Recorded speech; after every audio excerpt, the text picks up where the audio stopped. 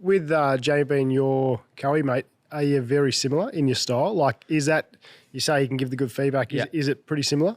Yeah, we definitely are similar. Like, I think when Will came in, it was a little bit different driving style to what I usually am. But normally me and J-Dub are pretty close on feedback. Like, we want the same thing from the car, which is really important. We don't have a seat insert. Like, we fit in really good. So, yeah, you want a co-driver that's so similar to you and wants the same thing from the car. And I'm lucky that he does. And has that just been because it's your natural style? Is that something you've actually tried to develop off him? I think a lot of... I shouldn't say my success, but my like work ethic, I suppose, that I've gained in supercars is from him, from that first year of working with him. Like, I felt like, and I've always said, like, I learned probably more in those 2 races than I do nearly for the rest of the year.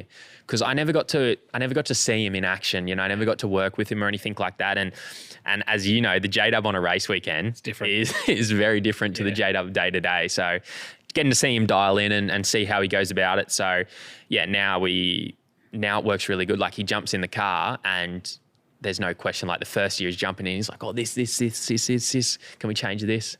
Now it's like, we've done it for a few years. Like, it just works really good. Yeah. And so when he did jump in that first year and he was a co, you're the man who wanted to change stuff, were you like, yeah, cool, do it? Or were you like, no, I like that? No, the first year I was pretty much like, yeah, do what you want.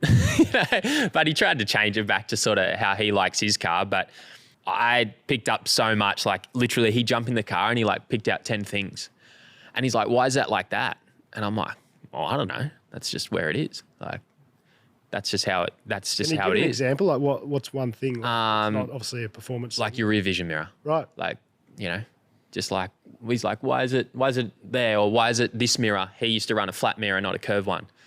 And I'm like, oh, I don't know. When now, like, when he asks me something, I'm like, I've tried thinking about everything before he gets in the car. I'm like, what questions is he going to have? And I'm like, oh no, that's there because of this. So I think I've learned a lot off him. Just like, honestly, the first like 5 minutes of him getting in the car, I'm like, man, that's taught me a lot. Yeah, wow. Just attention to detail. Attention to detail, he's the best. Yeah, I remember one debrief he complained, this is back in 2012, complained that they had replaced the sticker on the window and it wasn't centre in the square. And he complained on the front window. That was in his notes after a race weekend. I was like, Jesus, Lowndesy's sitting there going like, it could have had 3 wheels on it. And Lowndes would have been like, no, it felt pretty good, I thought. And like, he's just wheeled the thing. And then Jamie's attention to detail was just insane. And he had his notes. Every debrief was, it was pretty impressive. Which is why I guess you go on to win 7 because back it up. I remember him saying once, Saturday night is the hardest work. If you've won Saturday night's like the hardest night you have to work because everyone will come back Sunday better. Yeah. So to do a double, I guess that's what's been impressive this year. The competition is probably, I don't know, given the cars are all the same and T8 are selling so much information down the lane, you do see, you know, Dave Reynolds getting the pole position. It's like, it's very difficult to turn up the next day and beat them because they effectively get your setup on Saturday night and they can run it on Sunday. So it's that Saturday night work ethic almost has to be more than it's ever been. My most nervous session of the weekend is Sunday morning quali.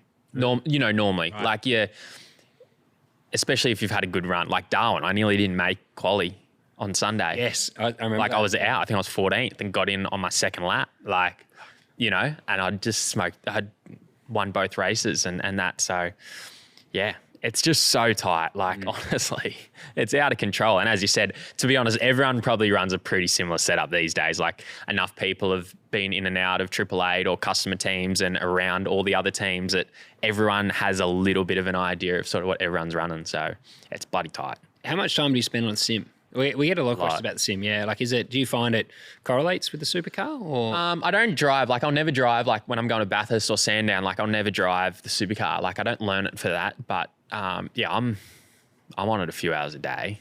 Right. I do a couple hours just at least like a day. Muscle memory stuff? Or? To be honest, I just really enjoy it. Yep. But I just race. I just do, like, Porsche Career Cup and GT3. And I've been doing a fair bit of NASCAR stuff. I've been doing some oval racing as well, which has been pretty fun. But just racing, like, people are like, does it help? And I'm like, it certainly doesn't.